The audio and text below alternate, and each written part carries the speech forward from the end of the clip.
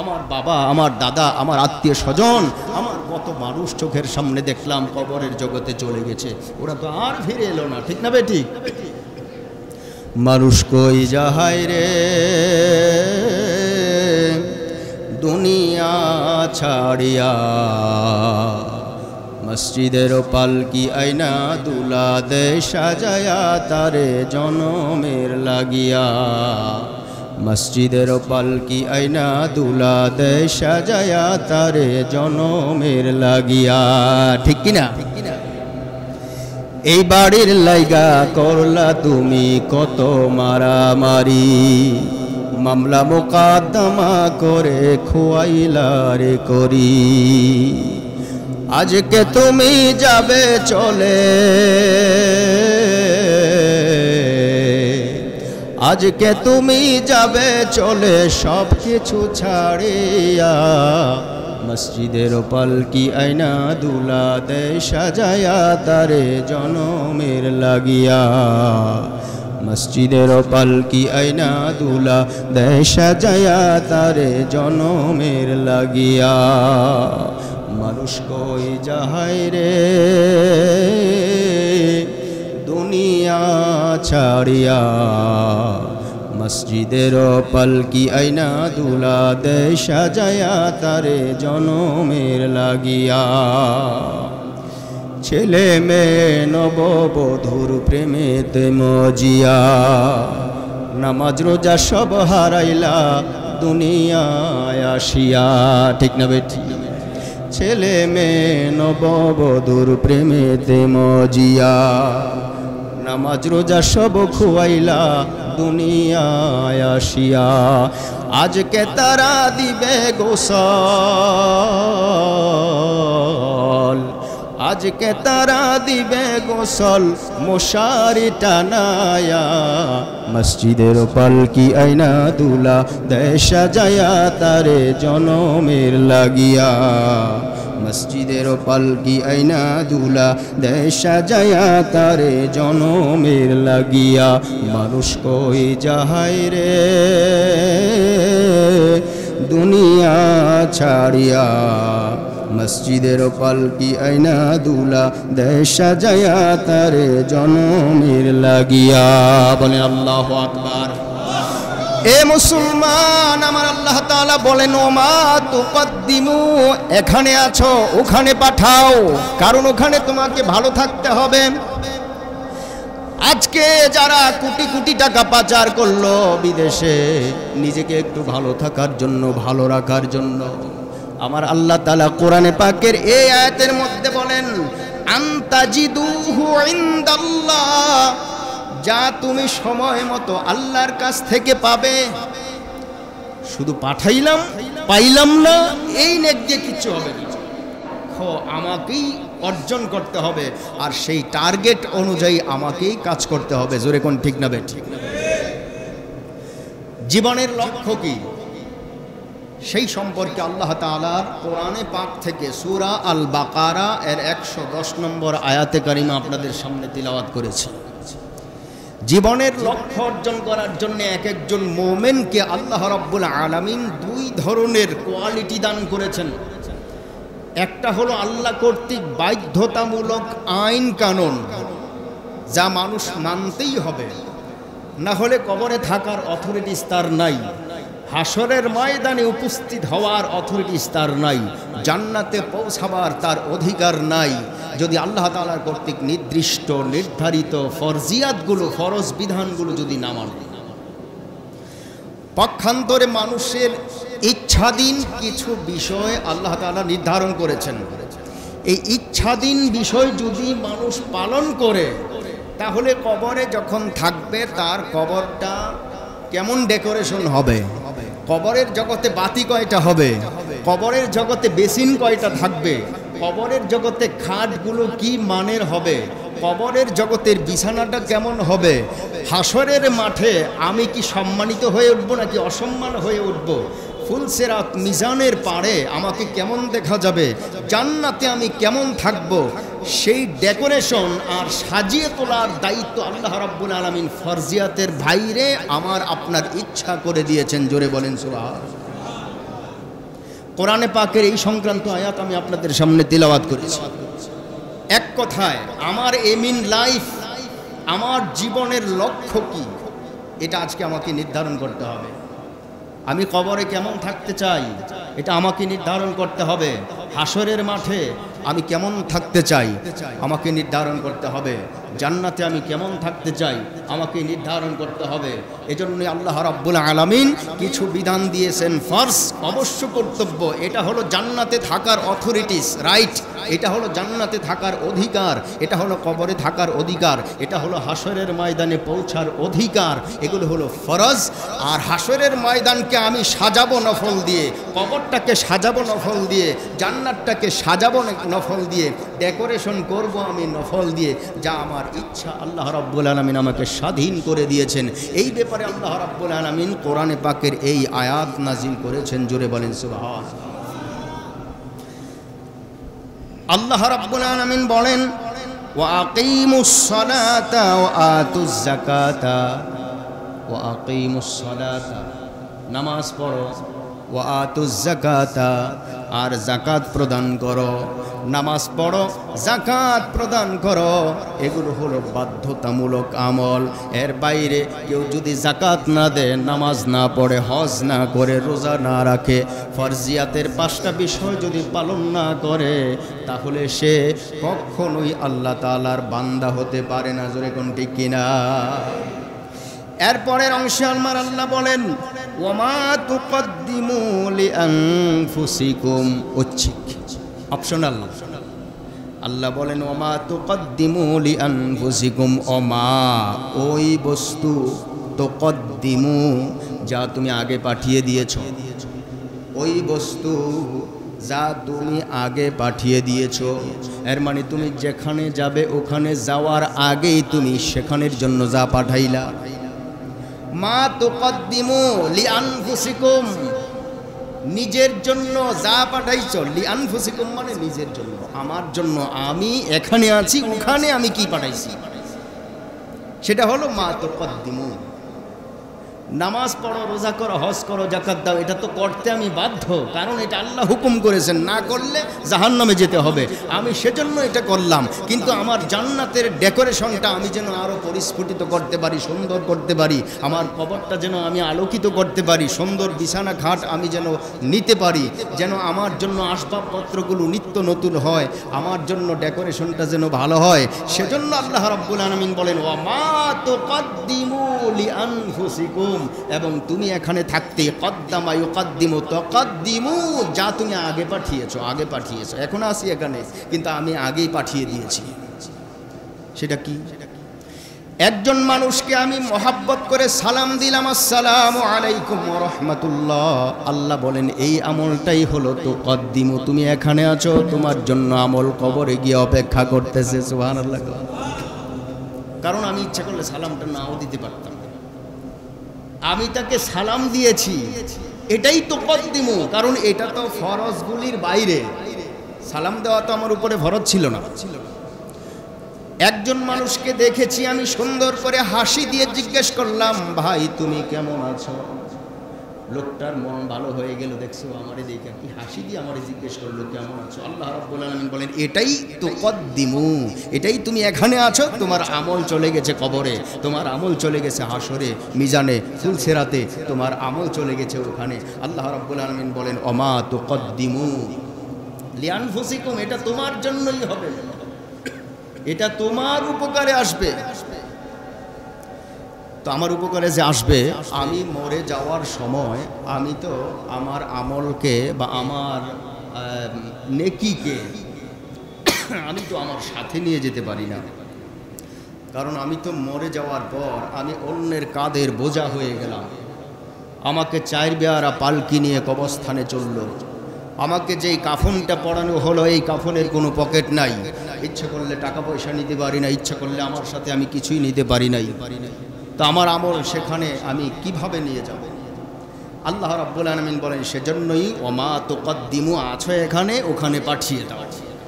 ওখানে যদি পাঠিয়ে দাও, কবরে যাওয়ার পর যখন তোমাকে প্রশ্ন করা হবে, মার রাব্বুকা মা দীনুকা মান নাবিয়ুকা, যখন তোমার আখিরাতের প্রথম ঘাটি কবরে তুমি পৌঁছে যাবে, আনতাজিদুহু ইনদাল্লাহ, এই আয়াতের মধ্যে আছে আল্লাহ রাব্বুল আলামিন বলেন আল্লাহর পক্ষ থেকে যেগুলি পাঠিয়েছিলা এগুলি তুমি অটোমেটিক উপস্থিত পাবে। জোরে কোন সুবহানাল্লাহ। আমি সাথে নিয়ে যেতে পারবো না, কিন্তু সময় মতো এই টাকাগুলো আমার কাছে আসবে। অনেক আগে অনেকবার বলেছিলাম যে আমরা নামাজ পড়লে সোয়াব হয়, রোজা করলে সোয়াব হয়, সালাম দিলে সোয়াব হয়, তিলাওয়াত করলে সোয়াব হয়, ভালো কাজ করলে সোয়াব হয়। জিজ্ঞেস করেছিলাম সোয়াব মানে কি? বলেছিলেন নেক। নেক মানে কি? সোয়াব। সোয়াব মানে নেক, নেক মানে সোয়াব। আসলে ব্যাপারটা কি? ব্যাপারটা হলো পরকালের কারেন্সি, ব্যাপারটা হলো পরকালের টাকা। পরকালের টাকাকে নেক বলা হয় সহজ বাংলা। বাংলাদেশের টাকা সৌদি আরব চলে না, কারণ বাংলা টাকা সৌদি চলার কোনো রাইটনেস নাই। সেখানে যেতে হলে ওখানের টাকা লাগে। ঠিক মাটির পৃথিবীর উপরে আমরা যারা আছি, মাটির পৃথিবী থেকে নিচে নামার পর পৃথিবীর কোনো টাকা পয়সা আমার কাজে লাগবে না। কাজেই সেখানে আমার এক রকমের নেক লাগবে, যেই নেকটাকে পরকালের টাকা বলতে পারে, পরকালের টাকা। আর সেই পরকালের টাকাটাই অমা তুকদ্দিমু, আর এই পরকালের টাকা আপনি সময় মতো পেয়ে যাবেন। কবরের মধ্যে যখন যাবেন তখন দেখবেন পরকালের সব টাকা আপনার সামনে বিদ্যমান। হাসরের টাকা বিদ্যমান, ফুলসেরাতে টাকা বিদ্যমান, মিজানের পাল্লার সামনে আপনার টাকা বিদ্যমান, মানে আপনার নেকি বিদ্যমান। এই সবগুলোর কথা আল্লাহ রাব্বুল আলামিন বলেছেন, যে আল্লাহ তাআলা বলেছেন ওমা তুকদ্দিমু লিআনফুসিকুম, যা নিজেদের জন্য আগেই তোমরা পাঠিয়েছ, মিন খায়রিন, যত ভালো কাজ আছে, যত ভালো বস্তু আছে সব কিছু, এটা কি হবে? তাজিদুহু ইনদাল্লাহ, এগুলি সময় মতো তাজিদুহু ইনদাল্লাহ, আল্লাহর কাছ থেকে তুমি সময় মতো পেয়ে যাবে। জোরে কোন সুবহানাল্লাহ। এটি সময় মতো পাই না। এরপরে আল্লাহ রাব্বুল আলামিন সার্বজনীন একটা কথা বলেছেন। আল্লাহ পাক রব্বুল আলামিন বলেন ইন্নাল্লাহা বিমা তা'মালুনা বাসীর, নিশ্চয়ই আল্লাহ তাআলা আমরা যা করছি, আপনারা যা করছেন, ওরা যা করছে, সব ব্যাপারে বাসীর, যিনি সর্বদ্রষ্টা, সব সময় যিনি এট এ টাইম দেখতে থাকেন, ইনি হচ্ছেন আমার আল্লাহ রাব্বুল আলামিন। জোরে বলেন সুবহানাল্লাহ। তাহলে আজকে আমাদের তিলাওয়াতকৃত আয়াত থেকে আমরা আমাদের জীবনের লক্ষ্য স্থির করব। আমরা আমাদেরকে কোথায় দেখতে চাই, পরকালে আমরা কোথায় থাকতে চাই, পরকালীন জীবনটা আমাদের কেমন হওয়া উচিত, পরকালের যেই সকল বর্ডারগুলি পাড়ি দিতে হবে। কারণ আল্লাহ রাব্বুল আলামিন আমাকে সৃষ্টি করেছেন দুনিয়াতে রাখার জন্য নয়। जगह जी लगाने के दुनिया नहीं है, इबरत की जाहे तमाशा नहीं है। दुनियाते केउ थाकबे ना, कुजा आदम कुजा हावा, कुजा तख्ते सुलेमानी, आदम हावा सुलाइमान आलाइहिस सालाम, केउ तो पृथिवीते नाई। काजे आमराओ जेते होबे परकाले, परपारे आमराओ चले जेते होबे। आमादेर जान्नाते पौঁছাইতে যেই সকল বড় বড় ঘাটিগুলি আছে তার মধ্যে প্রথম ঘাটির নাম হলো কবর। এই কবরে যাওয়ার পর আমার এই প্রথম ঘাটিতে আমি কিছুদিন থাকতে হবে। তারপরে হাসরের ময়দান, সেটা আবার কিছুদিন থাকতে হবে। ওই হাসরের ময়দান থেকে আমাকে নিয়ে যাওয়া হবে মিজানের কাছে, মিজানের সামনে কিছুদিন দাঁড়িয়ে থাকতে হবে। তারপরে আবার নেওয়া হবে আমাকে ফুলসেরাতের পোলের পাড়ে, ওখানে গিয়ে আমাকে কিছুদিন থাকতে হবে। তারপরে আমি আমার লক্ষ্যবস্তু জান্নাত অথবা জাহান্নামের মধ্যে পৌঁছে যাব। এই সকল বর্ডারগুলোতে আমার সাথে যদি পরকালীন কারেন্সি কিছু না থাকে তাহলে আমি বর্ডার পার হওয়ার আর কোনো আমার উপায় নাই। জোরে কোন ঠিক না বেটি? বর্ডার পার হওয়ার উপায় নাই। এজন্য আল্লাহ রাব্বুল আলামিন সুন্দর করে বলেছেন বাসস্থান, আমার বাসস্থান আমাকেই সাজাতে হবে। কবর আমার একটা বাসস্থান, জান্নাত আরেকটা বাসস্থান।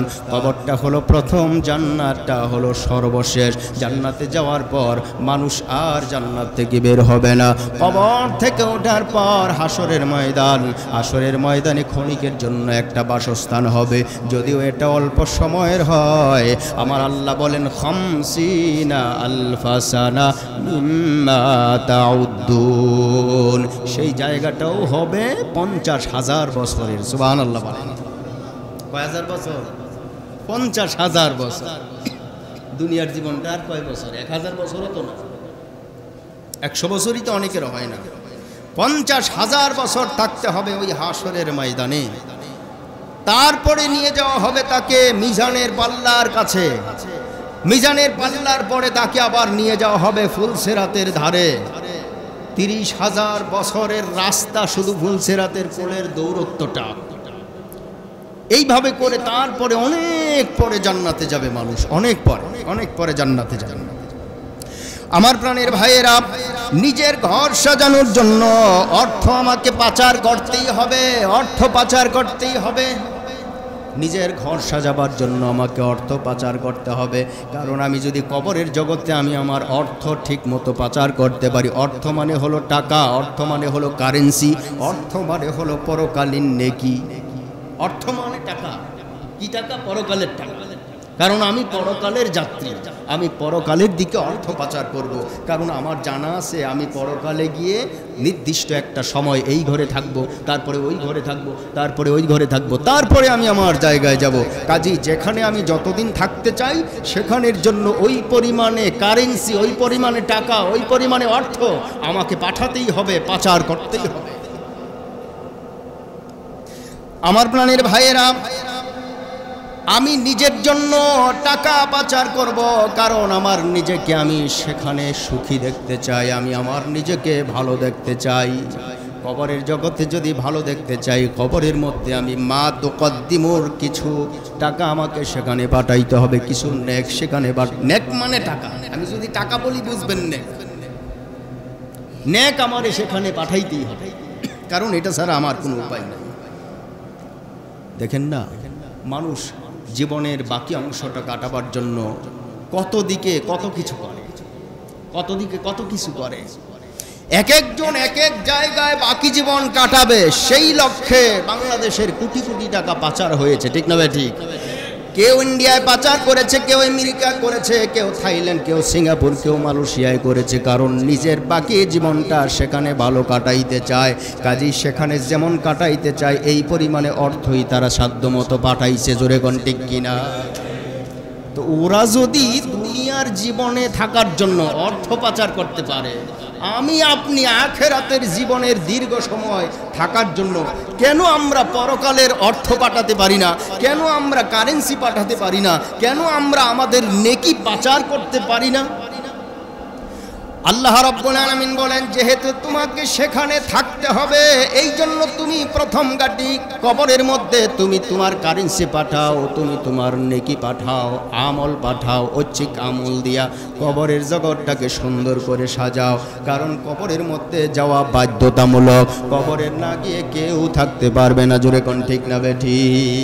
হাসরে মিজানে ফুলসিরাতের পারে আমি তা পেতে হবে, তাহলে আমার পাঠানোর সার্থকতা হলো। আর যদি আমি আমারটা না পাই, তাহলে এমন নেক, এমন কারেন্সি, এমন টাকা, এমন অর্থ আমাকে পাচার করার কোনো মানেই হলো না, ঠিক না ঠিক? আমার আল্লাহ রাব্বুল আলামিন বলেন, টাকা যদি বৈধ না হয়, আল্লাহর কোরআন বিবর্জিত যদি হয়, অর্থ যদি বৈধ না হয়, ওয়ামান আ'রাদা আন যিকরি ফাইন্না লাহু মাঈশাতান দানকা, তোমার জীবনটা হবে বড় দুর্বিষহ জীবন, সংকীর্ণ জীবন, বড় অত্যন্ত কষ্টদায়ক জীবন হবে। কারণ তুমি উপার্জন করতে পারবা, ভোগ করতে পারবা না। ওয়া নাহশুরুহু ইয়াউমাল কিয়ামাতি আমা, হাসরের দিন তুমি অন্ধ হয়ে দাঁড়াবে, তোমার সম্পদ দেখতে পারবে না, তোমার অর্জন তুমি কাছে পাবে না, তুমি অন্ধ হয়ে যাবে। ক্বালা লিমা হাশারতানি আমা ওয়া কাদ কুনতু বাসীরা, কেঁদে কেঁদে আল্লাহর কাছে বলবা, আল্লাহ কেন আজকে অন্ধ হয়ে উঠলাম? ওয়াকাদ কুনতু বাসীরা, দুনিয়ার জমিনে তো আমি সব দেখতাম, কোটি কোটি টাকার পাহাড় দেখতাম, কলমের খোঁচা দিয়ে আমি দেখে দেখে সিগনেচার করতাম, আমি বিদেশ ছেড়ে বাংলাদেশ ছেড়ে বিদেশে অর্থ পাচার করতাম, আজকে হাসরের ময়দানে কেন অন্ধ হয়ে গেলাম? কেন অন্ধ হয়ে গেলাম? ক্বালা লিমা লিমা লিমা, কেন কেন লিমা হাসারতানি আমা, আমি কেন অন্ধ হয়ে গেলাম আল্লাহ?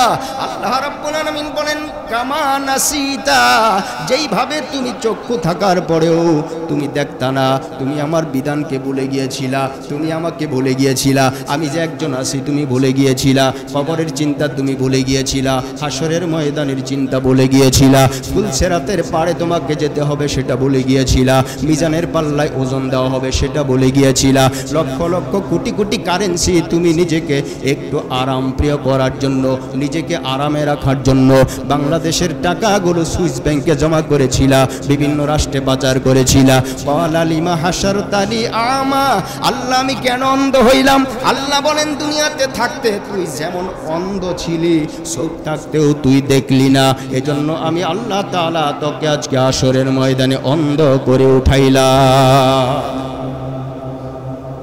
উপায় নাই, কোনো উপায় নাই। আমার প্রাণের ভাইয়েরা, কিছু অর্থ আল্লাহ রাব্বুল আলামিন বলেন মা তুকদ্দিমু, আছো এখানে পাঠাও ওখানে। শুক্রবারে যে আপনারা দান করেন 1 টাকা 5 টাকা 20 টাকা 10 টাকা, এটাও মা তুকদ্দিমু, এর মানে আপনি এখানে বসে আছেন এই 10 টাকা 5 টাকা 20 টাকার কারণে আপনার কবর জগৎটা সুন্দর হবে, হাসর সুন্দর হবে, মিজান সুন্দর হবে, ফুলসিরাত সুন্দর হবে, এটাও মা তুকদ্দিমু। আল্লাহ রাব্বুল আলামিন বলেন কবরে যখন যাও, ওইখানে যাওয়ার পর কিছু অর্থ তোমার সাথে থাকা প্রয়োজন। বাড়ি থেকে বের হয়েছ, জানো আমার গাউসিয়া গেলে কোনো খরচ নাই, তারপরেও 5 টাকা 10 টাকা 20 টাকা তোমার সাথে থাকা দরকার, আছে না নাই? কখন কোন বিপদ হয়ে যায় তা তোমার জানা নাই। সবটাই যদি আমি ব্যাংকে জমা করে দিই, 1 কোটি টাকা আছে, আমি সবটাই যদি ব্যাংকে জমা করে দেই, রাস্তায় হঠাৎ অ্যাক্সিডেন্ট হলে আমি কি করব? এজন্য কিছু কারেন্সি নিজের সাথে রাখতে হয়, এটা আল্লাহর বিধান। আল্লাহ রাব্বুল আলামিন বলেন তোমার ম্যাক্সিমাম টাকাটা জান্নাত সাজাবার জন্য তুমি পাঠিয়ে দাও, মা তুকদ্দিমু, তুমি সেখানের জন্য পাঠিয়ে দাও, কারণ তুমি এখন পাঠাইতে পারো, আর্ন করতে পারো, সঞ্চয় করতে পারো। দুনিয়া থেকে যাওয়ার পর তোমার আর্ন করার আর সুযোগ হবে না, সঞ্চয় করার সুযোগ হবে না। এখন তোমার সঞ্চিত সম্পদ তুমি জান্নাতকে সাজাবার জন্য তুমি পাঠিয়ে দাও, কারণ তোমাকে জান্নাতের মধ্যে আবাদুল আবাদ থাকতে হবে, দীর্ঘদিন তোমাকে থাকতে হবে। তবে মনে রাখবে কবরের জগতেও কিছুদিন থাকতে হবে, হাসরের ময়দানেও তোমাকে কিছুদিন থাকতে হবে। এজন্য যা পয়সা আছে সব শুধু জান্নাতের জন্য নয়, কবরের চিন্তা করেও কিছু কবরের মধ্যে পাঠাও, হাসরের চিন্তা করেও কিছু হাসরের ময়দানে পাঠাও, মিজানের পাল্লার সামনে কিছু তোমার কারেন্সি পাঠাও, ফুলসিরাতের পোলের গোড়ায় তোমার কিছু কারেন্সি পাঠাও। এগুলো তোমার জন্য এই সকল জায়গাগুলোর মধ্যে সম্মানিত করে তুলবে। জোরে কোন সুবহানাল্লাহ। এজন্য আমরা কবরের চিন্তা করব, হাসরের চিন্তা করব, মিজানের চিন্তা করব, ফুলসিরাতের চিন্তা করব। সাথে যদি এগুলি আমার থাকে তাহলে পরকালের বিভিন্ন বর্ডারগুলোতে আমার কাজে লাগবে। বর্ডারে, কারণ বর্ডারগুলি পার হয়েই তো আমি যাব সেখানে। বর্ডার পার না হয়ে আমাকে লক্ষ্যে পৌঁছানোর কোনো সুযোগ নাই। মুসলমান ভাইয়েরা আমার, স্বাধীন সার্বভৌম রাষ্ট্র বাংলাদেশে যখন আমরা বসবাস করি, এই দেশে বসবাস করতে গেলে আমার কোনো পাসপোর্ট লাগে না, ভিসা লাগে না, কারণ আমি এখানের লোক, ঠিক না বে ঠিক?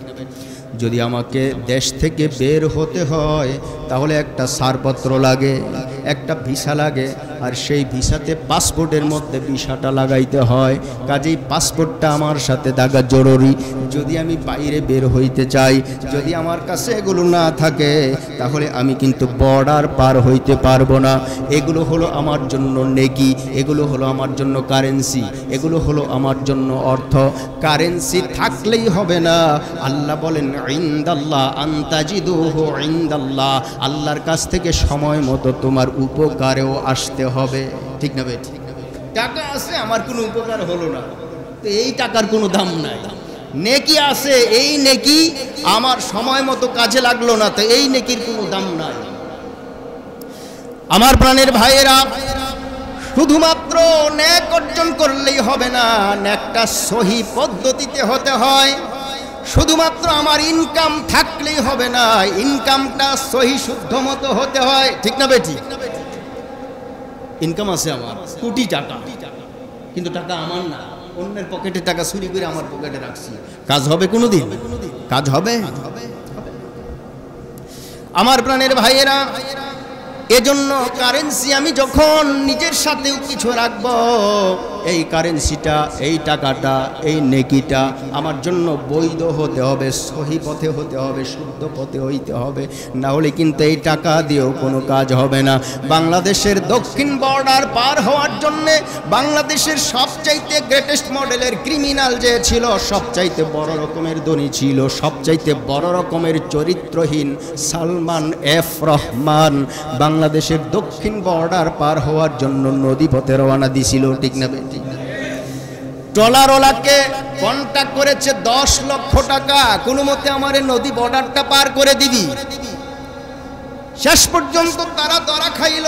ধরা খাওয়ার পর সালমান এফ রহমান মাউন্দা লোকটারে আর চিনা গেল না মুসলমান না কাফের, কিন্তু তার বন্ধুটা আইনমন্ত্রী আনিসুল হককে যখন ভালো করে ধরা হলো, আইনমন্ত্রী বলতেছে আমারে ধরে লাভ কি, আমি তো শুধু আইন করছি, আমি তো খাই নাই। আইন কইরা যারে খাওয়াইছি তারে ধর বালা কইরা, খুজুহু ফাকুল্লুহু, খুজু তারে ধরো, ফাকুল্লুহু গলার মধ্যে রশি লাগাও, হাতের মধ্যে রশি লাগাও। দেখছেন না ছাগলের দড়ি দিয়ে দুনুরে বাঁধছে, দেখছেন না?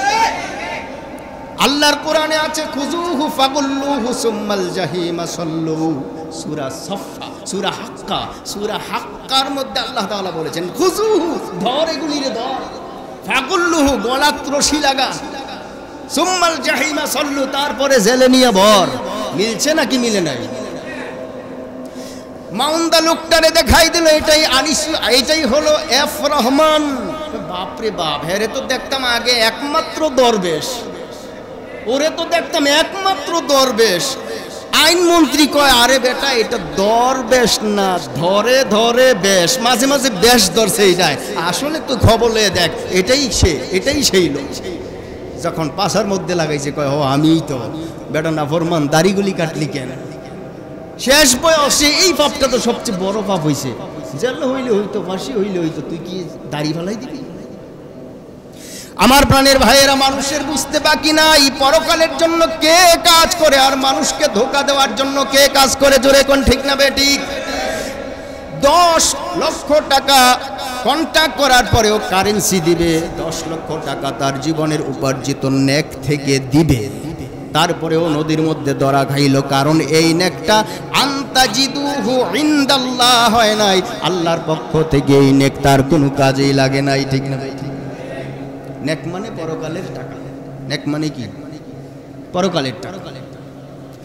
বাংলাদেশের উত্তর পূর্ব বর্ডার দিয়ে মানিক চান্দু পার হওয়ার সময় ভারতের অভ্যন্তরে ঢুকার পর 15,000 টাকা কন্ট্যাক্ট কইরা ভিতরে যাওয়ার পর রাত্রি হয়ে গেছে, কয় আমার আর কোনো কিছুর দরকার নাই, গাছ থেকে কয়েকটা কলা পাতা পাইরা দে, কলা পাতার মধ্যে আমি ঘুমাবো। কলা পাতার মধ্যে শুয়ে রইছে আর বড় বড় কথা কইতেছে। কিছুক্ষণ পরে তাদের এই কারেন্সি কাজ লাগে নাই, তাদের অর্থ কাজে লাগে নাই, কলা পাতার মধ্যে শুইয়াই শেষ পর্যন্ত জীবনের সব নেক হারাইছে। জোরে কোন ঠিক না বেটি? সব নেক হারাইল। এই মানিক মিয়া বাংলাদেশের অসংখ্য আলেমকে জেলখানার কুটুরিতে বন্দী করেছে। যার যোগ্যতা পিয়ন হওয়ার নাই, বিচার বিভাগে পিয়ন হওয়ার যোগ্যতা যার নাই, তারে প্রধান বিচারপতি বানানো হয়েছে। জোরে কোন ঠিক না? কথাই কইতে পারে না বাংলাদেশের প্রধান বিচারপতি, মানে যারে যেখানে বসাইলে ফায়দা লাভ করা যাবে তারে সেখানেই বসানো হয়েছে। জোরে কোন ঠিক না বেটি? 15,000 টাকা কোনো কাজেই লাগলো না, কলা পাতার মধ্যে ঘুমাইলি। এরপরে আল্লাহ রাব্বুল আলামিন ফেরেশতা পাঠাই দিয়েছেন, ফেরেশতা পাঠাই দিয়ে বলতেছে খুজুহু ফাগুল্লুহু, খুজ তারে ধর, তারে ধর। সেটা এখানে বসে আছে। তারা সেখানে পৌঁছে গেল। পৌঁছে যাওয়ার পর বাহিনীর হাতে যখন ধরা খাইল, আমার আল্লাহ রাব্বুল আলামিন যেই কোরআনের মধ্যে সূরা হাক্কার মধ্যে যেই কথা বলেছেন তার কথাগুলো বাস্তবায়ন হয়ে গেল। আল্লাহ বলেন খুজুহু ফাগুল্লুহু, তারে ভালো কইরা ধর। ভালো কইরা ধরার পরে ফাগুল্লুহু, তার গলার মধ্যে জিঞ্জির লাগা। মানিককারে ধরার পর তার গলার মধ্যে একটা গামছা পেঁচানো ছিল। জোরে কোন ঠিক না ভাই? ঠিক। গামছার মধ্যে ধইরা রাখছে আর বলতেছে বেটা তুই কই যাস? আমি ইন্ডিয়া যাই। কেন ইন্ডিয়া যাও? ওই মামুর বাড়ি দিল্লি দেখা যায়, আমি দিল্লিতে যাই কারণ আমার জীবনের উপার্জন, অর্থ, সম্পদ, কারেন্সি যা আছে সব মামুর বাড়িতে জমা করছি। আল্লাহ বলেন ওমা তুকদ্দিমু লিআনফুসিকুম, সেইখানের জন্য তুমি জমাও যেখানে গিয়ে তোমার সম্পদ তুমি পাইতে চাও। ভাবছে আমি যা কিছু আছে এটা অল্প স্বল্প লগে আছে। কবরে যাওয়ার পর আল্লাহ বলবেন কবর পাড়ি দেওয়ার জন্য তোমার সাথে কি আছে? মানিক মিয়ারে জিজ্ঞেস করা হয়েছিল তোমার সাথে কি আছে? কয় 2 পাসপোর্ট, একটা ব্রিটিশ পাসপোর্ট আর একটা বাংলাদেশি পাসপোর্ট, 2টা পাসপোর্ট আমার কাছে ছিল। আর কি ছিল? আমার সাথে 60 থেকে 70 লক্ষ টাকা আমার কাছে ছিল। আজকে 60 লক্ষ টাকাও নাই, আমার কাছে পাসপোর্ট যা ছিল তাও নাই, আমার কাছে ছাড়পত্র যা ছিল তাও নাই। আমার আল্লাহ রাব্বুল আলামিন সুন্দর করে এই আয়াতটা মিলিয়ে বলেছেন। আল্লাহ বলেন মা আগনা আন্নি মালিয়া আছে, মা আগনা, আফসোস করে বলতেছে এই তোমার কাছে কি কি নাই। যদি আরবিতে সে জবাব দিতে জানতো সে বলতো মা আগনা আন্নি মালিয়া, আমার মাল আমাকে রক্ষা করতে পারেনি, আমার মাল আমার কোনো উপকারে আসে নাই।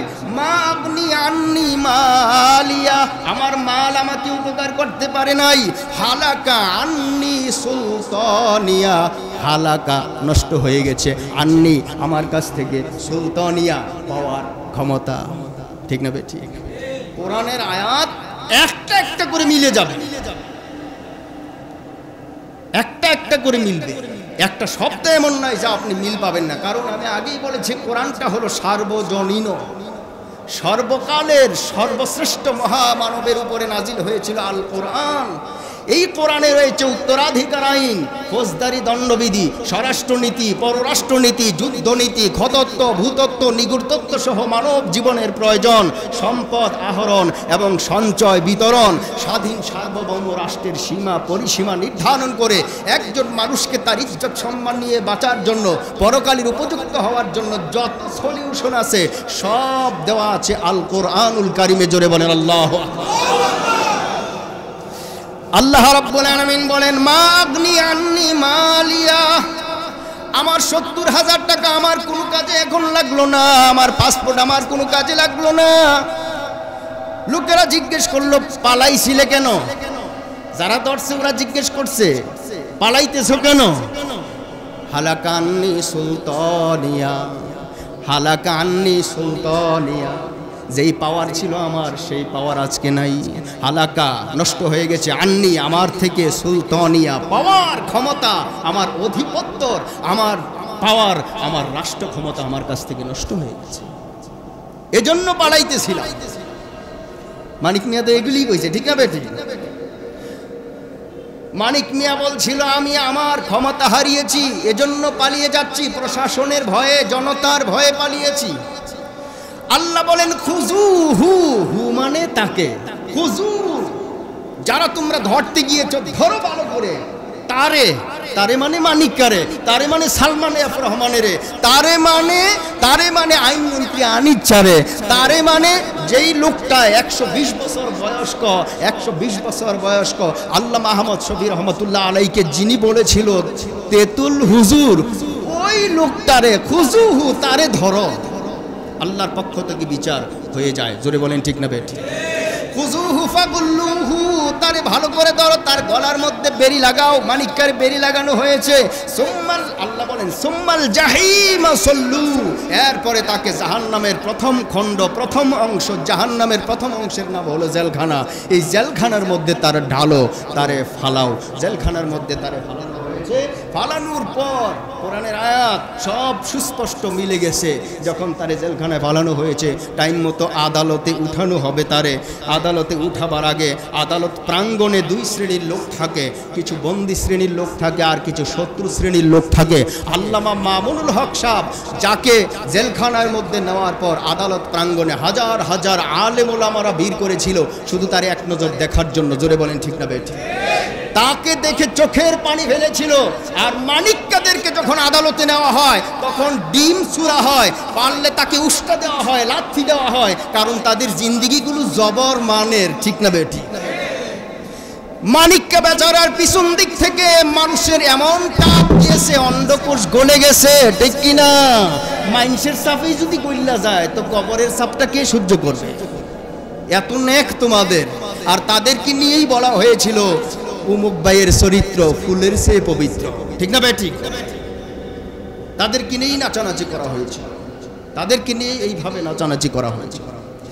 আমার প্রাণের ভাইয়েরা, আল্লাহ রাব্বুল আলামিন এই কোরআন, সার্বজনীন কোরআন আমাদের জন্য সকলের কল্যাণের জন্য আল্লাহ তাআলা নাজিল করেছেন। এই কোরআনের বিধানগুলো যদি আমরা বুঝতাম তাহলে আর কোনো মানুষ অন্যায় অত্যাচার করতো না, মানুষ অন্যায় অত্যাচার করতো না। যদি অন্যায় অত্যাচার ছেড়ে দিত মানুষের পরকালীন জীবনগুলো সুন্দর হয়ে যাইত। জোরে কোন সুবহানাল্লাহ। সর্বশেষ একটা কথা বলি, আমার আল্লাহ রাব্বুল আলামিন সূরা আল বুরুজ নামে একটা সূরা আমপারার মধ্যে নাজিল করেছেন, শেষ অংশে, কোরআনের শেষ অংশে, সূরাতুল বুরুজ। এই বুরুজের মধ্যে আল্লাহ তাআলা প্রথমেই কথা বলার আগেই 4টা কসম খাইছে। কসম খাওয়ার পরে যেই কথা বলা হয় সেই কথা বড় দামি কথা হয়। জোরে বলেন ঠিক না বেঠিক? আল্লাহ বলেন ওয়াস-সামাই যাতিল বুরুজ, তারকারাজি বেষ্টিত আসমানের কসম, ওয়াল ইয়াউমিল মাউউদ, এবং মাউউদ হাসরের ময়দানের দিনের কসম, ওয়া শাহিদি ওয়া মাশহুদ, যারা দেখবে এবং দেখাবে তাদের কসম। হাসরের ময়দানে একদল হিসাব দিবে আর একদল হিসাব দেখবে, তাদের কসম। এই 4টা কসম করার পরে আল্লাহ রাব্বুল আলামিন বলেন কুতিলা আসহাবুল উখদুদ, কুতিলা আসহাবুল উখদুদ, ধ্বংস হয়েছে ওই লোকগুলো যারা আসহাবে উখদুদ, যারা অন্যের জন্য গর্ত খনন করছে। জোরে কোন সুবহানাল্লাহ। যারা অন্যের জন্য গর্ত খনন করেছে তারাই নিজের গর্তে নিজে পড়েছে। মিলেনি কোরআন? মিলেনি। এই কথাগুলোই আমরা 15-16 বছর বোঝানোর চেষ্টা করেছি, যুগে যুগে স্বৈরাচারের পতনের কথা আপনাদেরকে শোনাইছি, কিন্তু কাজ হয় নাই। মাঠে ময়দানে বয়ান করতে গেলে কই হুজুর কোরআনে কি নামাজের কথা নাই, রোজার কথা নাই, হজ যাকাতের কথা নাই, রাষ্ট্র সম্পর্কে কেন কথা বলেন? তুমি কি জানো রাষ্ট্র সম্পর্কে কথা আমার আল্লাহ বলেছেন, সেজন্য আমরা বলি। জোরে কোন ঠিক না বেঠি? আজও এই কোরআনকে আগে পাঠাও, এই কোরআনের ভূমিকা অনুযায়ী তুমি চলো, তোমার রাষ্ট্র সুন্দর হয়ে যাবে। কিন্তু একটাই সমস্যা হবে, তুমি ডাইনে বামে অবৈধভাবে ইনকাম করতে পারবে না। যারা ডাইনে বামে চাইছে ওরাই মাহফিল বন্ধ করছে, ওরাই ওয়াজ বন্ধ করছে, ওরাই হুজুর ঘরে চিঠি দিয়ে দিছে হুজুর এর বাইরে ওয়াজ করা যাবে না। ঠিক না বেটি? আমার প্রাণের ভাইয়েরা, কবরের জগতের কথা চিন্তা করা প্রয়োজন, কারণ দুনিয়া থাকার জায়গা না, জায়গা জি লাগানে কে দুনিয়া নেহি হায়। কবরের যেতেই আমাকে হবে। 6 দিন পরে আমার নখগুলি খসে যাবে, 9 দিন পরে মাথার চুলগুলো খসে যাবে, দেহের গোশতগুলো 60 দিনের মাথায় আলাদা হয়ে যাবে, 90 দিনের মাথায় আমার যে স্ট্রাকচার বডি ছিল, হাড়গোড় ছিল, এগুলো আলাদা আলাদা পড়ে যাবে। জোরে কোন ঠিক কিনা? 6 দিন পরে নখ খসে যাবে, 9 দিন পরে চুল। কবর ঘরের সামান নিতে কইরো না কেউ ভুল, কবর জায়গা ভালো নয়, কবর জায়গা ভালো নয়, কবর জায়গা ভালো নয়। আমল দিয়ে কবর গৃহ সাজিয়ে নিতে হয়। সুবহানাল্লাহ বলেন। আমার আল্লাহ রাব্বুল আলামিন এই কোরআনে পাকের সুস্পষ্ট বিধানগুলো আজ থেকেও যদি আমরা বুঝতে পারি, দেখুন বিজয় অর্জন হওয়ার পরে 2টা জিনিস করতে হয়, এটা আল্লাহর কোরআনে বলে দিছে। বিজয় অর্জন করার পরে কয়টা জিনিস করতে হয়? ফাসাব্বিহ বিহামদি রাব্বিকা ফাসাল্লি লিরাব্বিকা ওয়ানহার, ফাসাব্বিহ বিহামদি রাব্বিকা ওয়াস্তাগফির, ফাসাব্বিহ বিহামদি রাব্বিকা ওয়াস্তাগফির। নামাজ শুকরিয়া আদায় করতে হবে বেশি বেশি, আর ওয়াস্তাগফির ইস্তিগফার করতে হবে বেশি বেশি। যেই পরিণতি নমরুদের হয়েছিল, যেই পরিণতি হামানের হয়েছিল, এই পরিণতি যেন আমারও না হয়, এজন্য বেশি বেশি ইস্তিগফার করতে হবে। জোরে বলেন ঠিক না?